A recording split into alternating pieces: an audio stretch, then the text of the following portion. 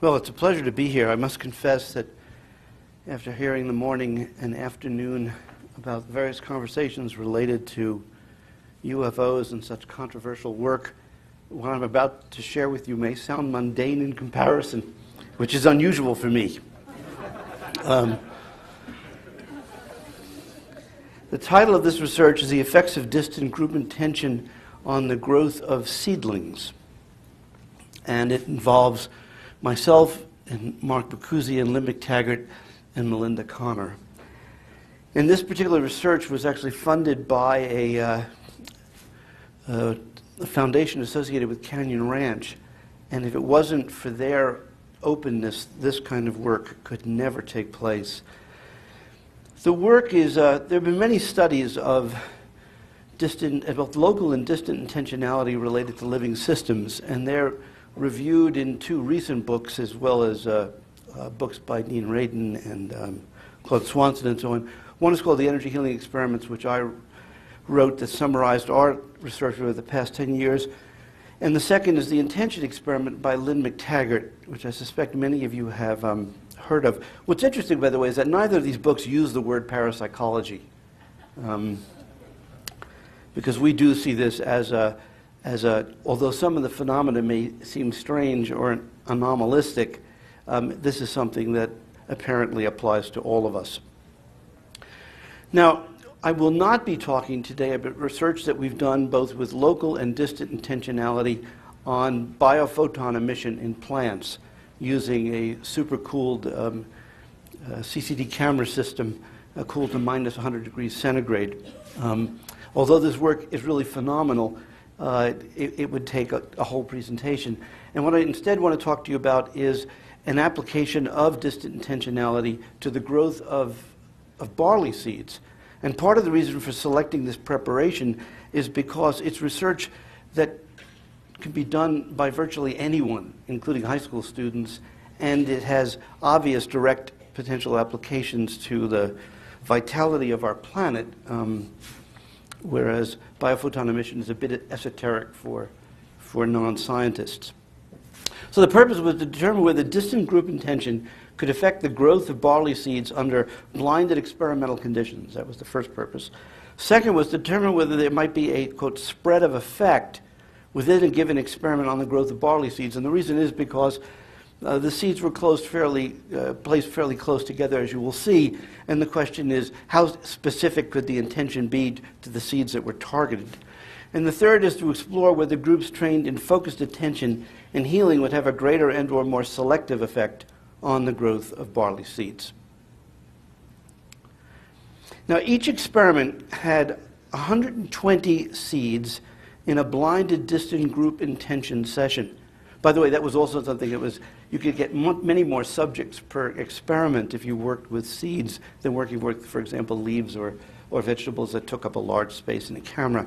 And then we had 120 seeds in a matched control, which was a non-intention session. For each session, the distant group intention and control, the seeds were divided into 4 sets, and of 30 seeds per group, which were simply labeled A, B, C, and D. And then one of the 4 sets was randomly selected as the intention targeted seed, and of 30 seeds. The other 3 sets became the non-targeted controls for an N of 90 seeds. And the match control session used the same targeted and non-targeted control sets. Now, the experimental part is as follows. This is basically a picture of the laboratory, where the room where the research was run, and you can see the pots and the computer and so on. What would happen is that we would select, research assistant would select 120 seeds, place them in 4 trays, A, B, C, and D, and he would gently move them so they were more or less in alignment. Photographs would then be taken of A, B, C, and D, and then those 4 photographs would be emailed to Lynne McTaggart, who happened to be at a meeting somewhere in the world where the audience member would select randomly A, B, C, or D, and then one of these sets of images would therefore go up on the screen, and that would be the seeds for which the intention to grow would be sent for 10 to 15 minutes. After that intention was completed, the research assistant was blind to which of the 4 sets had been selected. He would then put a fixed amount of water in each of the seeds, and then they would sit for 24 hours and soak. The seeds would then be washed. Then they would be planted in a fixed amount of soil with nutrients, and then a fixed amount of water would be placed on top. All of that would then be encased in a plastic bag, so the seeds grew in the dark for 5 days with no additional water administered. And so there the 4 pots are. And then at the end of the 4 days, the seeds would be open. 5 days, you could see now that they're growing, that they have grown, and then each of them would be pulled out and measured in terms of millimeters, and that would be recorded, and then it would be put into spreadsheets and ultimately statistically analyzed. Of course, it was after this whole process was done that the code would then be broken. We would then be informed which A, B, or C, D was the targeted versus non-targeted conditions.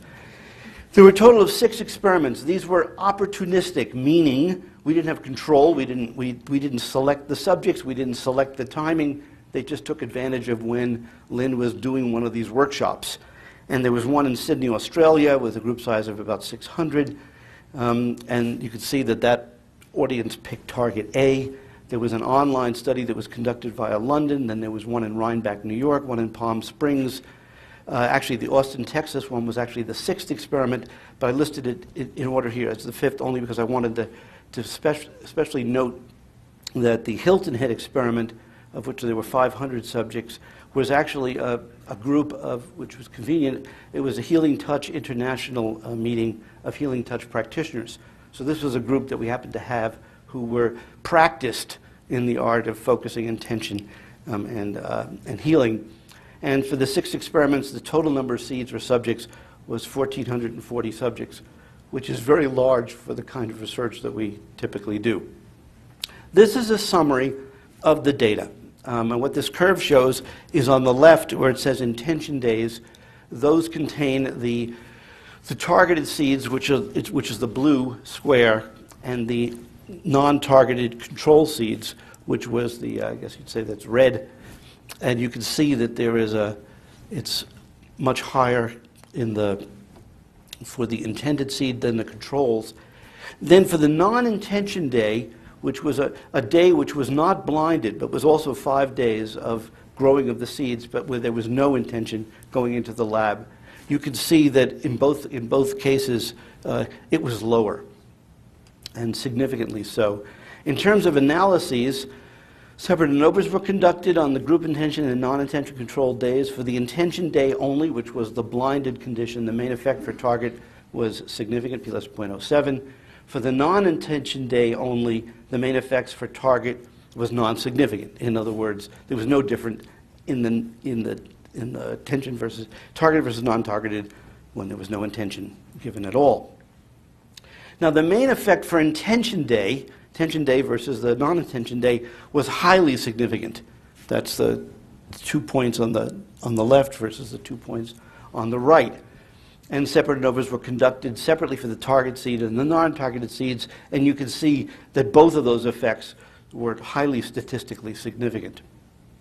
So it looked like the possibility that there might be a spread of effect that was occurring where the targeted, even the non-targeted seeds were being accentuated. But of course you have to remember that part of the study was not blind, so there are alternative interpretations that are open to the data. Now, I said that there were one particular group, which was the Healing Touch International group, and I looked at them separately. What's interesting about this group by itself is that, first of all, it showed the largest specificity effect, that is the targeted seeds compared to the non-targeted seeds, in the intention day. And interestingly, they showed no, essentially, non-intention day effect comparison to the non-intention day, suggesting that they were showing greater specificity and therefore less spread of effect, which would be consistent with the intention hypothesis. Now, to examine whether the A versus CD targets were possibly different, because obviously it was not a completely randomized order with an N of 6, ANOVA was performed on just the intention sessions, which were blinded, comparing the 4 experiments with the A targets versus the 2 experiments with the CD targets. The main effect for target versus non-target, again, was significant, which was not surprising. However, there was no interaction with the target placement, A versus CD, indicating that position did not seem to be a factor in explaining the results. So conclusions. Over the 6 experiments, distant group intention in a blinded experimental design was associated with increased growth of barley seeds in targeted versus non-targeted seeds. Secondly, this effect could not be explained in terms of random selection of the targeted seeds over the experiments. Third, over the 6 experiments, distant group intention was associated with overall increased barley growth in targeted and non-targeted seeds compared with matched non-intention control sessions. Just in general, those seeds grew more. Now, because this comparison was not blinded, a possible experiment effect cannot be ruled out. However, a, quote, anomaly or unexpected effect in the data emerged, which had to do with the last experiment, which was the Austin experiment. It turned out that was the only experiment where the non-intended day seeds overall were higher than the targeted seeds and non-targeted seeds in the intention day. And it turned out that it was during that period of time that we were breaking the laboratory down in the last couple of days for construction to take place, which meant there was other energy in the room, sound and so on. And that's the one case where there was a reversal to what the other groups showed, suggesting that even if there was an experiment effect, it could also be affected by other environmental factors. And we'll see, by the way, in tomorrow when Joey Jones presents, the environment of the laboratory energetically can have effect on living systems. Now, the large magnitude targeted effect in the healing touch practitioner experiment, coupled with the absence of a spread of effect intention effect, further suggests the importance of distant group intention. One of the things that's very interesting about distant group intention is that implicitly it's talking about some of the implications that Claude Swanson talks about with regard to synchronization. And because when you have multiple individuals simultaneously putting their intention on a given object, one could speculate that the group would have greater effects through some sort of a coherence or synchronized action. Conclusions. Obviously, the, quote, opportunistic aspect of these 6 experiments is not ideal. On the other hand, they point out that these effects may apply in the real world, at least the real world of conferences.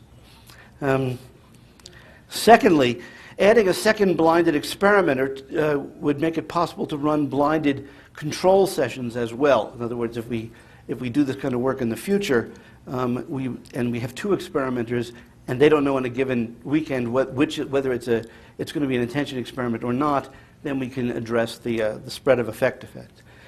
Now, a lot of questions to address, including distance, number of intenders in a group, the type of group, such as healers and so on, running skeptic groups, which I really want to try someday, and controls. And finally, I'd just like to share that we've become very interested in the nature of water itself. And as you know, there have been studies. In fact, Glenn's going to be talking shortly about intentionality in water.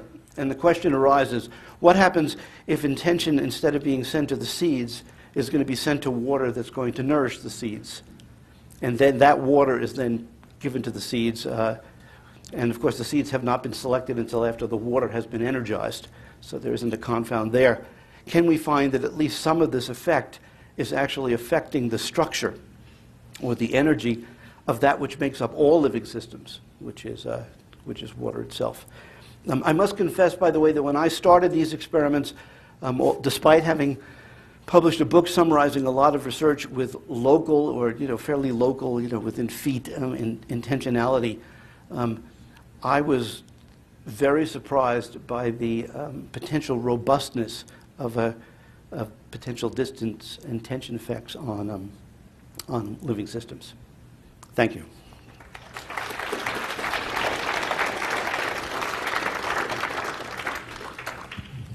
We have questions. You're the first person with the tie.